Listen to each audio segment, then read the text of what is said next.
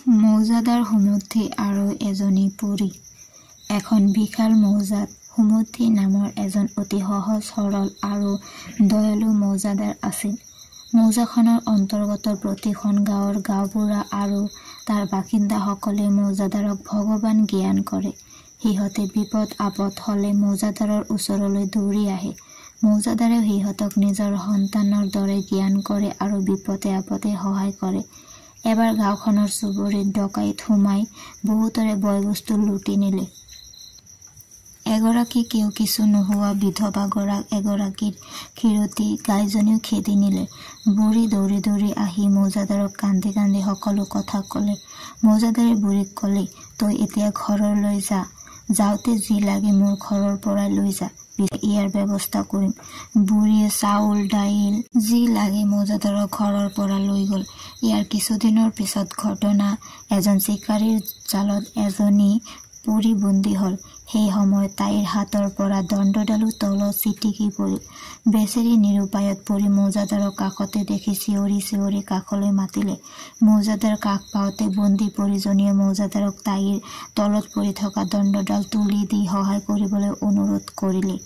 ইয়াৰ বিনিময়ত যি লাগে দিম বুলি পৰীজনীয়ে শপত খালে। দয়ালু মৌজাদাৰে পৰীক সেইকণ উপকাৰ কৰিলে। জালৰ পৰা মুক্ত হৈ পৰীয়ে মৌজাদাৰক কি লাগে ল'বলৈ ক'লে।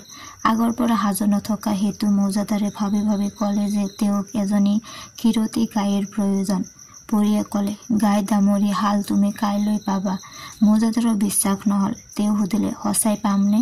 তুমি মোক কাইলৈ ইয়াত পুনৰ লগ পাবা। যদি মই দিওঁ বুলি কোৱা বস্তুবিধ নোপোৱা কাইলৈ জনাবা। ইয়াকে কৈ পৰীয়ে নিজৰ ৰাজ্যলৈ উৰি গুচি গ'ল। দ্বিতীয় দিনা মৌজাদাৰৰ চোতালত এজন 2 ফুটীয়া 2.5 ফুটীয়া মানুহ এজনী ক্ষীৰতী গাইৰ সৈতে উপস্থিত হ'ল।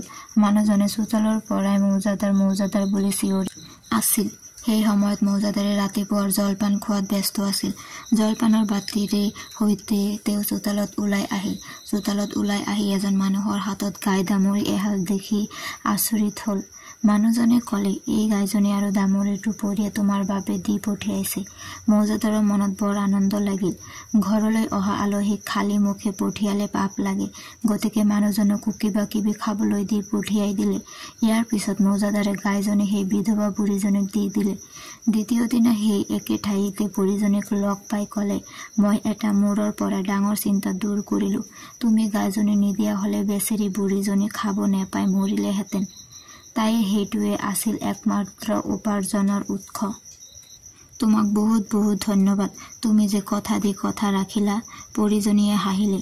তাই মৌজাদাৰক ক'লে, আজিৰ সমাজত কোনো মৌজাদাৰ, গাঁওবুঢ়া, হাকিম, উকিল তোৰ দৰে সৎ আৰু ইমান সহজ সৰল নাই। তোক আৰু কি লাগে লৈ ল।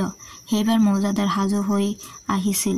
মনতে ভাবি আহিছিল যে যদি পৰীয়ে আৰু কিবা দিব খোজে এইবাৰ মনত ভাবি অহাটোকে কম। মৌজাদাৰে পৰীক ক'লে, আমাৰ ৰাজ্যৰ ৰজাজন বৰ দুৰ্বল। তেওঁ দুৰ্বল বাবে তেওঁৰ চিপাহী চন্তৰীবোৰেও বৰ দুৰ্বল। সেইকাৰণে আমাৰ ৰাজ্যত সঘনে চোৰ ডকাইত হয়। মানুহবোৰে পৰ নিৰ্ভৰশীল। সিহঁতে সকলো কথাৰ বাবে ৰজাৰ ওপৰত নিৰ্ভৰ কৰে। ইয়াৰ এটা পৰিত্ৰাণৰ উপায় আমাক দিয়া। পৰীয়ে ক'লে, অতি সহজ কথা। মই কাইলৈ ৰাজ্যৰ চাৰিসীমাৰ বাবে মুঠ 2জনকৈ 8জন চন্তৰী পঠিয়াই দিম। সিহঁতৰ ভৰণ পোষণৰ দায়িত্ব কিন্তু মোৰ নহয়। দ্বিতীয় দিনা পৰীয়ে 8জন 1.5 ফুটীয়া সৈনিক পঠিয়াই দিলে। মৌজাদাৰে গাঁৱৰ গাঁওবুঢ়াসকলক মাতি আনি প্ৰত্যেককে এজন এজন মানুহ ভৰণ পোষণৰ দায়িত্ব দি বিদায় দিলে। মৌজাদাৰে মনত ভাবিলে, আজি এটা ডাঙৰ সমস্যা সমাধান হ'ল। গাঁওবুঢ়া কেইজনে ভাবিলে, ইমান সৰু সৰু মানুহে কি দেশ ৰক্ষা কৰিব? ইহঁতে যিখিনি খাব সেইখিনিৰ 3 গুণ আমাৰ পোহনীয়া কুকুৰবোৰে খায়। তৃতীয় দিনা মৌজাদাৰৰ চোতালত এটা নভবা গণ্ডগোল আৰম্ভ হ'ল। প্ৰবীণ গাঁওবুঢ়াই চিঞৰি চিঞৰি ক'বলৈ ধৰিলে যে মৌজাদাৰে যি 8জন চিপাহী মগাই আনিছে সিহঁত মানুহ নহয়, একোটা ৰাক্ষস। সিহঁতক ৰাখিব লাগে। সিহঁতৰ ঘৰ মাটি সকলো বিক্ৰী হ'ব। সিহঁতে খাদ্যৰ নামত সকলো খায়। গতিকে তেনেকুৱা চিপাহীক বিদায় দিয়াটো যুগুত হ'ব। আগলৈ আমি 10-12জন পাল পাতি পহৰা দিম। চোৰ ডকাইতৰ পৰা গাঁও ৰক্ষা কৰিম। মৌজাদাৰে ভাবিলে, যি কি নহওক বহুত পলমকৈ হ'লেও ইহঁতৰ শুভ বুদ্ধি উদয় হৈছে। সকলো পৰীৰে উপকাৰ হ'ব বুলি কৈ গাঁওবুঢ়া কেইজনক বিদায় দিলে।